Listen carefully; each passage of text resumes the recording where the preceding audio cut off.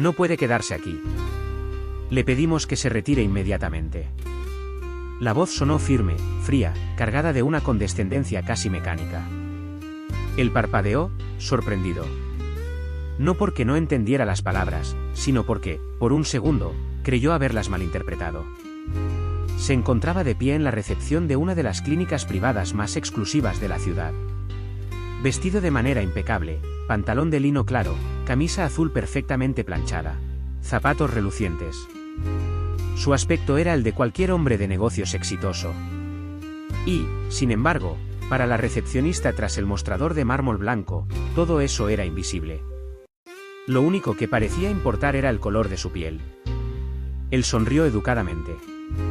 «Tengo una cita a las 10 con el doctor Herrera», dijo, mostrando el correo de confirmación en su teléfono. La recepcionista ni siquiera miró la pantalla. Hizo un gesto vago con la mano, como espantando una mosca. «No tenemos constancia de su cita. Deberá salir o llamar para concertar otra». Antes de que pudiera insistir, un guardia de seguridad ya se acercaba, corpulento, mirada impaciente. «Acompáñeme, señor». El hombre miró alrededor. Varias personas esperaban sentadas en las cómodas butacas de cuero beige.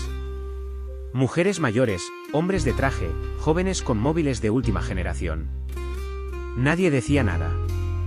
Algunos bajaban la mirada. Otros observaban la escena con esa mezcla de incomodidad y alivio. Alivio de no ser ellos quienes estaban siendo señalados. Respiró hondo. No era la primera vez. No sería la última. Pero esa mañana, algo dentro de él se rompió. Quizá fuera el cansancio acumulado de años de sonrisas forzadas. Quizá fuera el hecho de que, hoy, él no venía como un paciente cualquiera. Hoy, él tenía una historia con esa clínica. Una historia que ellos, claramente, habían olvidado. O quizá, nunca quisieron recordar. ¿Podría al menos llamar al doctor?, preguntó, en tono tranquilo. El guardia negó con la cabeza. Si no se retira ahora, nos veremos obligados a llamar a la policía. El hombre bajó la mirada un segundo. Guardó su teléfono. Tomó su portafolios de cuero negro. Y, sin decir una palabra más, se giró y caminó hacia la salida, escoltado como si fuera un intruso, un problema, una amenaza. El sol de la mañana le golpeó el rostro cuando cruzó las puertas automáticas. Se detuvo unos segundos en la acera. Respiró profundamente. Luego, sacó su móvil nuevamente y marcó un número. «Hola, Marta, soy yo», dijo cuando respondieron del otro lado. «Llama al consejo directivo de la clínica. Activa la cláusula de donaciones condicionadas. Inmediatamente». Silencio al otro lado de la línea. Luego, un simple «Entendido». Colgó. Guardó el móvil. Y, finalmente, sonrió. No de alegría, sino de esa serenidad que solo tienen quienes saben que la dignidad no se negocia. Dentro de la clínica, la recepcionista volvió a su rutina. Registraba nombres en la pantalla, llamaba a pacientes con voz monótona, ignoraba las miradas furtivas de los que habían presenciado la escena. Para ella, había hecho lo correcto. Había protegido la clínica. Mantuvo el orden. Era lo que esperaba de ella. Lo que nadie decía, pero todos entendían. Un código silencioso, grabado en cada gesto, en cada mirada. No hacía falta gritar. La exclusión hablaba sola. No sabía, aún, que acababa de cometer el error más costoso de su carrera. Que el hombre al que había humillado no era un intruso. Era el principal benefactor de la clínica. El hombre cuyo nombre figuraba discretamente en la placa de mármol del ala nueva de oncología, inaugurada hacía apenas 2 años. El hombre que había donado millones para que otros tuvieran acceso a una atención médica de excelencia. El mismo hombre que, en cuestión de horas, retiraría cada céntimo de su apoyo. Y no solo eso. Haría público, de la manera más devastadora posible, que no todo lo que brilla bajo los focos de las clínicas de lujo es limpio. Que bajo las capas de modernidad y éxito, la vieja enfermedad de siempre seguía latente. Invisible para algunos. Innegable para otros. Esa mañana, Mientras los pasillos seguían llenándose de pacientes y el murmullo de los intercomunicadores llenaba el aire, nadie notó la grieta que acababa de abrirse en las paredes inmaculadas. Pero muy pronto, sería imposible ignorarla. Y cuando llegara el momento de rendir cuentas, no habría justificaciones suficientes. Porque hay errores que no se corrigen con disculpas. Errores que cuestan mucho más que dinero. Errores que revelan el alma de quienes los cometen. Y esta vez, todo el mundo vería. El director de la clínica estaba reunido con el equipo administrativo cuando su secretaria irrumpió en la sala, pálida como una hoja. No era una femme nerviosa, y el simple hecho de verla así bastó para que todos se callaran. Se acercó al oído del director y susurró algo que hizo que el rostro de éste se tensara instantáneamente. Sin pedir disculpas, se levantó de la mesa y salió de la sala con pasos rápidos, seguido por dos de sus asistentes. En su despacho, encontró un correo en su bandeja de entrada. Remitente, Fundación para el Progreso en la Salud. Asunto, rescisión inmediata de todos los acuerdos de donación. Leyó el contenido una vez, luego una segunda. Sintió un nudo en el estómago. No podía ser. No, no ellos. No ahora. Abrió rápidamente la carpeta de donaciones estratégicas. Ahí estaba, aquel hombre, aquel nombre que él mismo había aplaudido en la inauguración del ala de oncología, aquel que había permitido a la clínica expandirse y ganar reconocimiento internacional. ¿Cómo era posible que? Entonces llegó el segundo golpe. Un segundo correo, esta vez de un bufete de abogados. Notificación formal de incumplimiento de los principios de no discriminación estipulados en el contrato de donación. Y una advertencia clara. La situación sería llevada a los medios si no se emitía una disculpa pública inmediata y se tomaban medidas correctivas. El director dejó caer el cuerpo sobre la silla, derrotado. Mientras tanto, en la recepción, la rutina seguía. La recepcionista no tenía idea del terremoto que había desatado. Continuaba llamando pacientes, entregando formularios, sonriendo con cortesía ensayada. Hasta que, una hora después, fue convocada urgentemente a la oficina del director. La hicieron esperar varios minutos, lo suficiente para que la ansiedad creciera dentro de ella. Finalmente, la puerta se abrió y la llamaron a entrar. Dentro, el director, los abogados de la clínica y el jefe de recursos humanos la observaban con rostros duros. ¿Puede explicarnos qué ocurrió esta mañana?, preguntó el director, su voz contenida. Ella relató, con cierto orgullo, cómo había manejado la situación, evitando problemas, en la sala de espera. Terminó su explicación convencida de haber actuado de acuerdo con el protocolo. Hubo un silencio helado. El director apoyó las manos sobre la mesa. El hombre que usted expulsó no era un intruso. Era uno de nuestros principales benefactores. Ella abrió la boca, pero ninguna palabra salió. Gracias a él, usted tiene este trabajo, continuó el director. Gracias a él, esta clínica pudo abrir nuevas salas y atraer a los mejores especialistas. El jefe de recursos humanos intervino. Estamos obligados a actuar. Su comportamiento viola directamente las políticas de inclusión y no discriminación que firmó al ser contratada. La recepcionista palideció aún más. En su interior, la realidad comenzaba a hundirse con todo su peso. Había arruinado no solo su carrera, sino también la imagen pública de la clínica. Y todo por un prejuicio que ni siquiera había cuestionado. En la ciudad, la noticia comenzaba a filtrarse. Un periodista local, siempre a la caza de escándalos, había recibido una filtración anónima. Donante multimillonario expulsado de clínica privada por racismo. En menos de una hora, los primeros artículos comenzaron a aparecer en redes sociales. En menos de 3, medios nacionales replicaban la historia. En menos de 6, era trending topic, almohadilla racismo en la salud, almohadilla donante humillado, almohadilla clínica en crisis. El nombre de la clínica, cuidadosamente construido durante años, se veía ahora asociado a la discriminación, la injusticia, la arrogancia. En los foros, los comentarios hervían. Clientes antiguos prometían no volver. Pacientes cancelaban sus citas. Activistas llamaban a boicot. El daño ya no era controlable. Esa misma noche, se celebró una reunión de emergencia en la clínica. Los rostros alrededor de la mesa eran sombríos. El jefe de marketing propuso emitir un comunicado pidiendo disculpas y culpando a una empleada aislada de la situación. El abogado principal advirtió que sería insuficiente, el hombre en cuestión tenía influencia, contactos en altos niveles. Intentar reducirlo todo a un error aislado sería visto como un insulto adicional. Finalmente, acordaron enviar una carta personal de disculpas, firmada por el propio director, y ofrecer al donante una compensación pública, poner su nombre en la fachada principal de la clínica, dedicarle un evento de reconocimiento. Era un gesto desesperado. Y probablemente inútil. El hombre, mientras tanto, cenaba en un pequeño restaurante de su barrio, lejos de la ostentación. Había apagado su teléfono, ignorado las llamadas, los mensajes de disculpa, los ruegos. Sabía que ahora tenía el poder de arruinar esa clínica si lo deseaba. Pero también sabía que su lucha no era personal. Que su humillación, aunque dolorosa, era apenas un reflejo de un problema mucho más grande, mucho más profundo. La verdadera cuestión no era su orgullo herido. Era el sistema que permitía que alguien fuera juzgado, valorado, expulsado, simplemente por el color de su piel. Eso era lo que debía cambiar.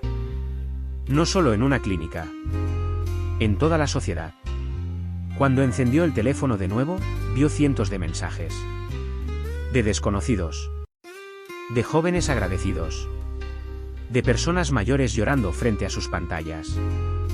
De colectivos de derechos humanos pidiéndole que hablara, que no dejara pasar esta oportunidad de visibilizar lo invisible.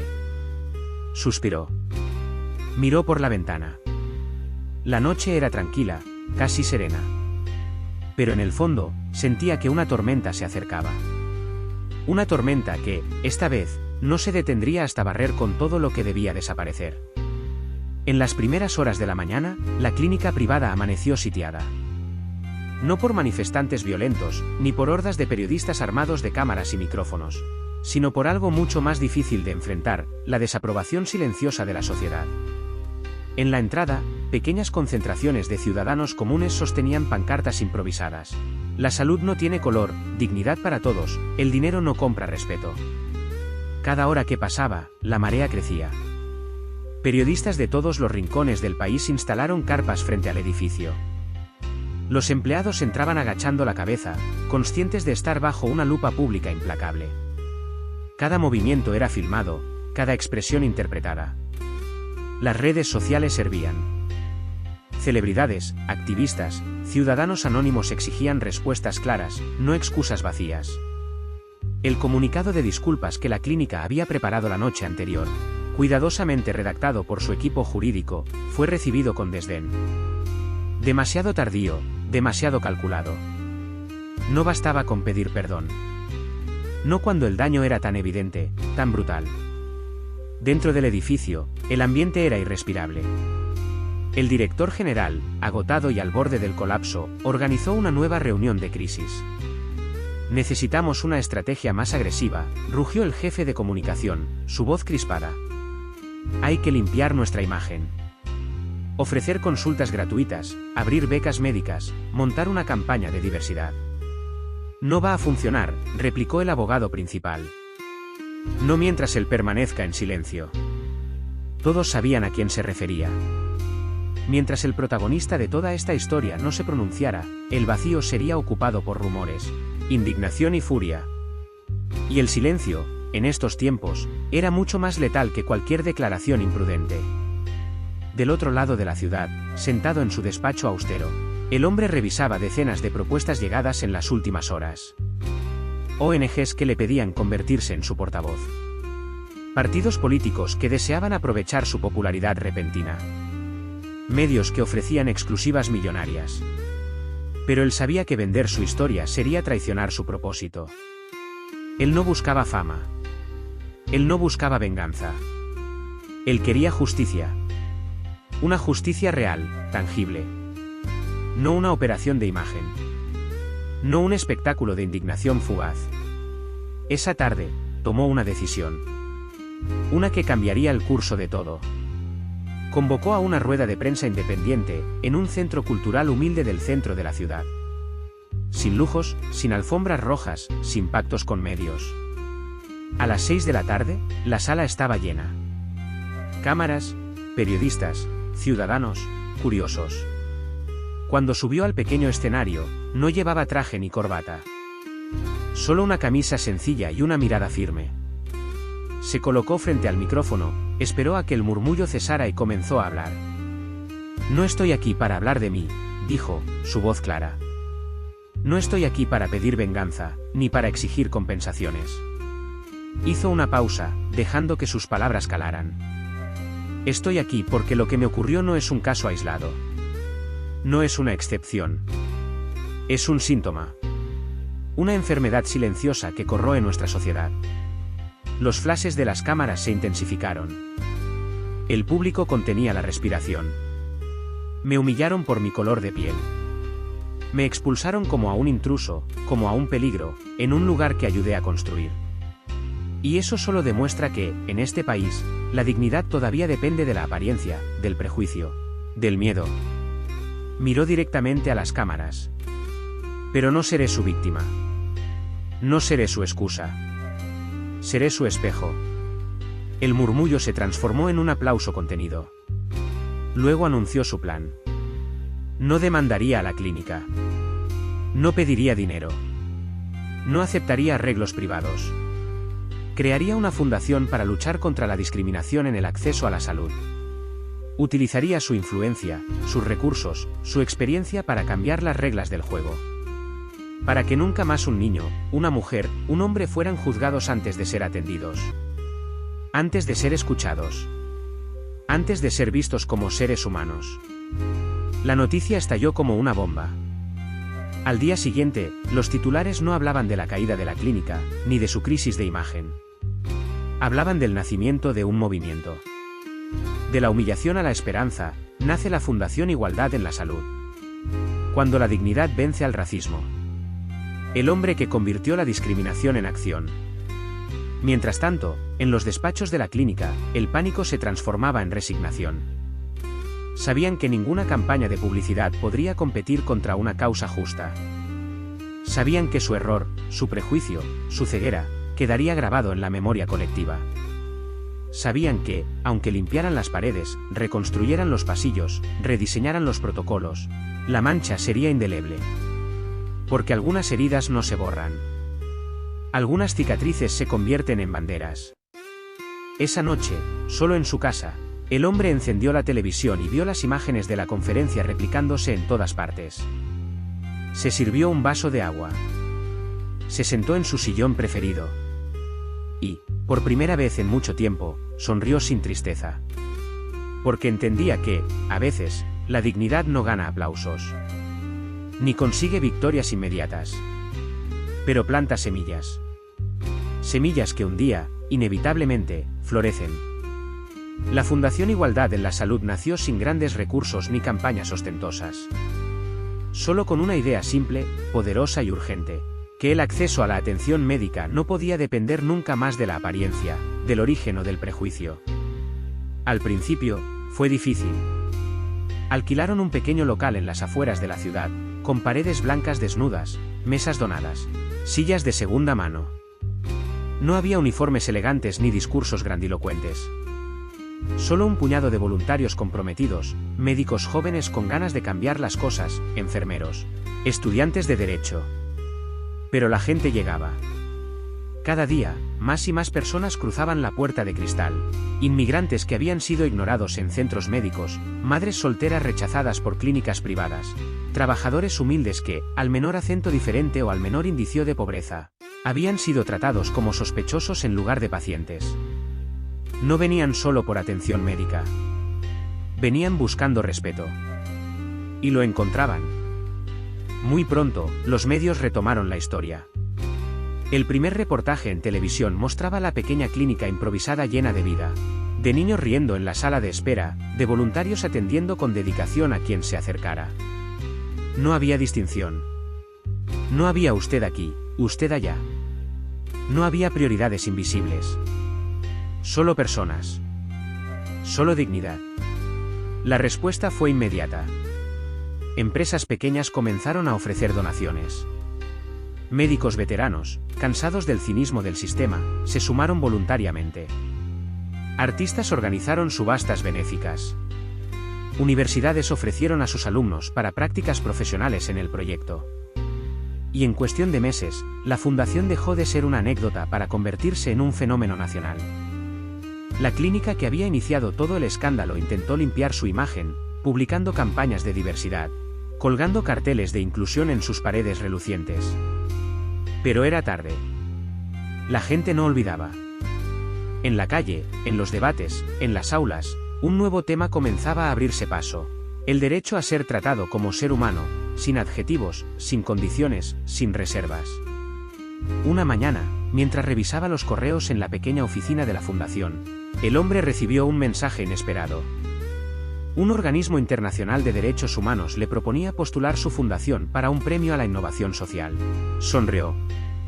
No por el reconocimiento, sino porque era la prueba de que, a pesar de todo, algo estaba cambiando. Algo que ni las amenazas, ni las campañas de desprestigio, ni el poder económico podrían detener. Pero no todo era fácil. Con el crecimiento vinieron también los obstáculos. Los rumores maliciosos surgieron, que la fundación discriminaba a favor de unos sobre otros, que estaba politizada, que detrás había agendas ocultas. Hubo inspecciones repentinas, auditorías inesperadas, revisiones fiscales. Nada extraño para quien desafía los equilibrios de poder. El hombre soportaba todo eso con paciencia. Había aprendido que el cambio real siempre genera resistencia.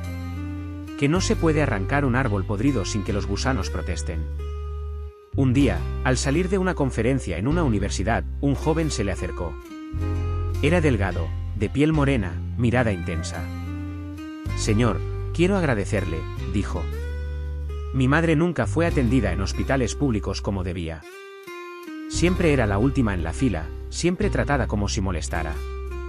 Gracias a su fundación, la semana pasada recibió su primer chequeo digno en años». El hombre le apretó la mano con fuerza. Ese gesto sencillo valía más que cualquier premio. Más que cualquier titular. Más que cualquier venganza. Al llegar a casa esa noche, encendió la televisión. En un debate político, un senador criticaba duramente a la fundación, acusándola de radicalizar el acceso a la sanidad y romper la neutralidad del sistema. Escuchó en silencio. No se enfadó. Sonrió. Porque sabía que cuando el poder se siente amenazado, siempre acusa de subversión a los que simplemente exigen justicia. Y eso era la prueba de que iban en la dirección correcta. Poco a poco, surgieron réplicas de la fundación en otras ciudades. Pequeños centros de atención solidaria se abrían en barrios obreros, en zonas rurales olvidadas, en periferias donde la salud siempre había sido un privilegio y no un derecho. La semilla que había sembrado sin grandes recursos comenzaba a florecer. Sin permiso. Sin miedo. Sin freno.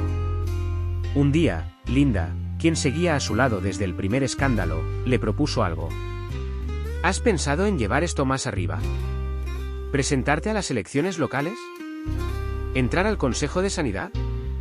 Desde adentro, podrías cambiar todavía más. El hombre la miró en silencio. Pensativo. Sabía que entrar en la política sería arriesgado.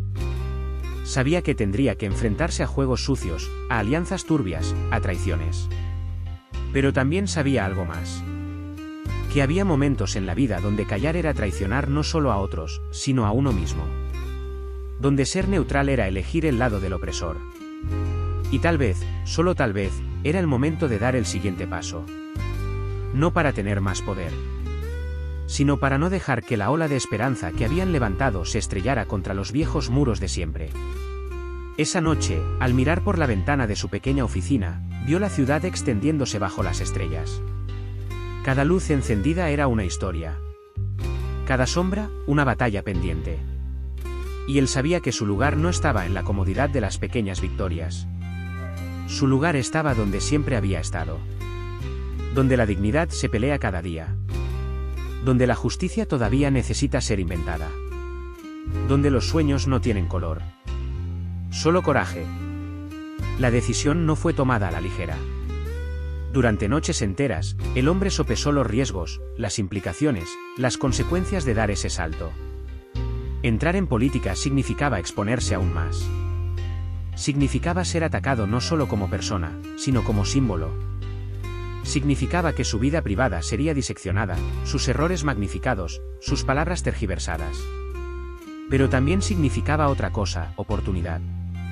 Oportunidad de cambiar desde adentro lo que, desde afuera, solo se podía denunciar. Linda, como siempre, no lo presionó. Solo le dejó una frase que resonaba en su mente una y otra vez, a veces, para abrir una puerta cerrada: hay que atreverse a empujar con todo el cuerpo. Finalmente, un lunes por la mañana, en una rueda de prensa sencilla, anunció su candidatura para el Consejo de Sanidad Regional. No hubo promesas vacías, ni eslóganes preparados. Solo su historia, su causa y un compromiso: luchar para que la salud fuera un derecho real y no un privilegio condicionado. El anuncio sacudió el panorama político local. Algunos se burlaron abiertamente, tachándolo de activista sin experiencia. Otros, en los pasillos más oscuros, comenzaron a maquinar cómo detenerlo. La campaña fue brutal. Surgieron escándalos fabricados, una vieja multa de tráfico, un error administrativo de años atrás, rumores sobre supuestas irregularidades en la fundación. Los debates se llenaron de ataques personales. Se hablaba poco de propuestas y mucho de su falta de respeto al orden establecido. Cada entrevista era una emboscada, cada artículo una caricatura. Pero él no retrocedía. Cada golpe lo hacía más firme. Cada difamación confirmaba que el sistema no temía a su inexperiencia, sino a su verdad. Mientras tanto, en la calle, algo diferente germinaba. No era una ola de fanatismo ni un entusiasmo ciego. Era respeto. Era reconocimiento. Gente común, trabajadores, médicos jóvenes, madres solteras, migrantes, estudiantes empezaban a verlo como uno de los suyos. No como un político más, sino como alguien que había estado en sus filas antes de atreverse a levantar la voz. La fundación creció aún más. Se abrieron centros en otras ciudades. Se firmaron convenios con universidades para formar a nuevos profesionales sanitarios bajo principios de igualdad. Organizaciones internacionales enviaban felicitaciones, mientras las estructuras locales de poder temblaban de rabia silenciosa. Una tarde, mientras caminaba hacia un acto de campaña, un anciano se acercó y le entregó una pequeña nota arrugada. El hombre la leyó allí mismo: no te detengas. Si ellos tienen el poder, nosotros tenemos la verdad. Guardó el papel en el bolsillo interior de su chaqueta, justo sobre el corazón. Los días previos a las elecciones fueron una batalla. Intentaron excluirlo de debates clave, sabotear actos públicos, manipular encuestas. Se hablaba de que en algunos distritos repartían panfletos anónimos donde lo llamaban enemigo de las tradiciones y agente de desestabilización. Cada obstáculo parecía demostrar que su presencia incomodaba más de lo que nadie había previsto. Y sin embargo, en cada acto, la sala se llenaba. No de gritos ni de banderas, sino de personas con los ojos encendidos. Personas que entendían que la dignidad no se entrega, que el respeto no se negocia. El día de las elecciones amaneció gris, con una llovizna fina. Caminó hacia el centro de votación con paso firme. Saludó a algunos vecinos, recibió abrazos silenciosos, miradas de aliento. Votó en silencio, como uno más. Sabía que, ganara o perdiera, algo ya había cambiado. Los resultados tardaron horas en llegar. La tensión era insoportable. En la sede de campaña, improvisada en el mismo local donde había nacido la fundación, la gente esperaba apretujada frente a una vieja televisión. Cuando anunciaron su nombre entre los electos, el estallido no fue de júbilo ensordecedor, sino de lágrimas, de abrazos, de alivio. No era solo su victoria. Era la de todos los que nunca habían tenido voz. Esa noche, mientras agradecía ante un micrófono prestado, dijo pocas palabras: hoy no gané yo. Hoy ganaron todos los que se negaron a creer que la dignidad era un privilegio. Su llegada al consejo fue recibida con sonrisas tensas, apretones de manos fríos, silencios incómodos. No lo querían allí. Lo soportaban porque no podían ignorarlo. Cada reunión era una guerra de desgaste. Cada propuesta suya, un campo de batalla. Le asignaron comisiones menores, intentaron arrinconarlo en tareas administrativas. Pero él conocía el juego. Y tenía algo que ellos no podían controlar: apoyo popular. Desde su primer día, presentó iniciativas para reforzar la igualdad en el acceso a la sanidad, para auditar los protocolos de admisión en hospitales públicos y privados, para sancionar prácticas discriminatorias. Lo miraban como a un intruso en su propio país. Pero ya no podían deshacerse de él. Ya no era un invitado incómodo. Era parte del sistema que juraban proteger. La resistencia era brutal. Los lobbies médicos, los grandes aseguradores privados, los políticos tradicionales, todos se aliaban para boicotear sus proyectos. A veces, sentía el peso del cansancio, de la soledad. A veces, dudaba si valía la pena tanta lucha por cambios que llegaban tan lentamente. Pero bastaba una carta, un abrazo de agradecimiento en la calle, una historia de alguien que por fin había sido atendido dignamente, para recordarle que sí, que valía la pena. Que siempre había valido la pena. Pasaron los meses, y lo que parecía imposible comenzó a materializarse. Las primeras leyes contra la discriminación en la atención sanitaria fueron aprobadas, no sin resistencia, no sin batallas agotadoras en cada comisión, en cada pleno, en cada conversación de pasillo. Se establecieron protocolos claros para la admisión de pacientes en hospitales, sanciones específicas para prácticas discriminatorias, y se creó un observatorio ciudadano para auditar los procesos de acceso a la salud en todo el territorio. No era una revolución inmediata. No era un cambio mágico. Pero era real. Cada paso, cada coma de esos textos legales, había costado más de lo que cualquiera afuera podía imaginar. Horas de negociaciones, insultos velados, traiciones políticas, amenazas abiertas. Pero estaban allí. Escritas. Firmadas. Obligatorias.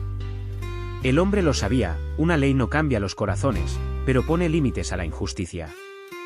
Una ley no borra el racismo, pero puede hacer que quienes lo practican paguen un precio.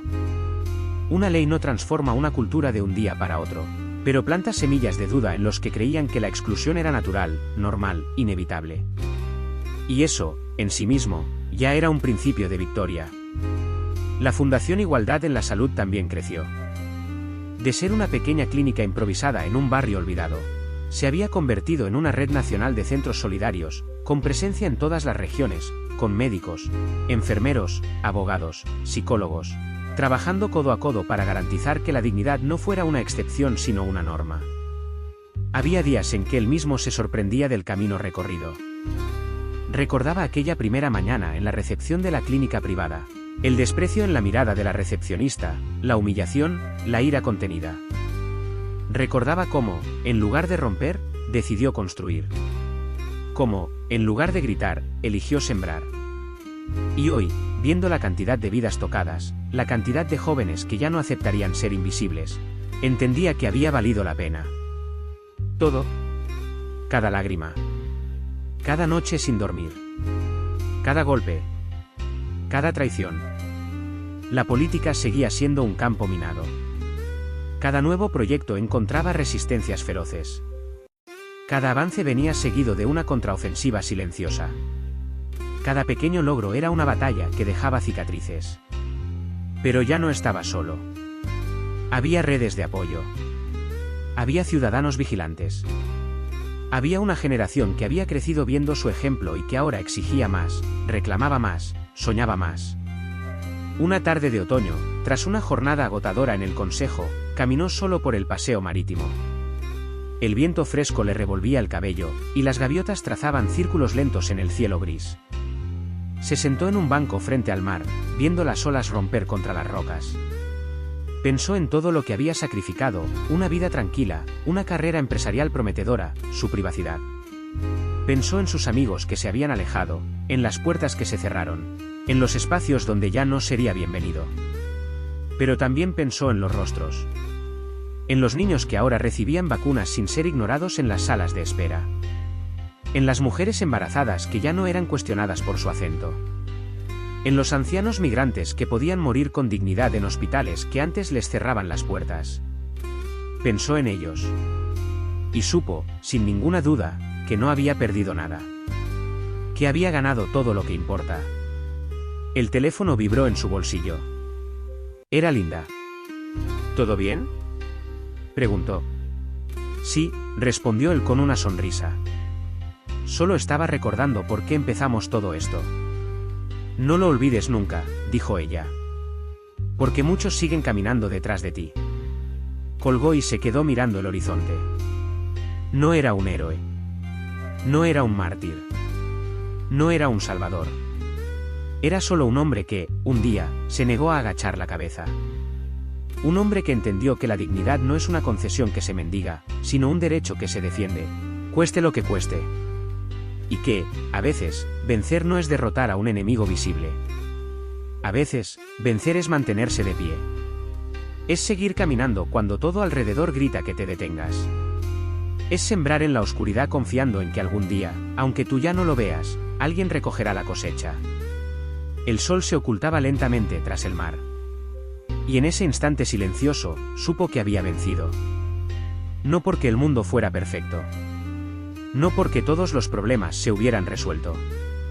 Sino porque ya no podían hacerle olvidar quién era. Porque ya no podían obligarlo a callar. Porque ya no podían convertirlo en invisible. Jamás. Esta no es la historia de una lucha perfecta. No es la historia de un triunfo absoluto. Es la historia de una resistencia silenciosa pero invencible.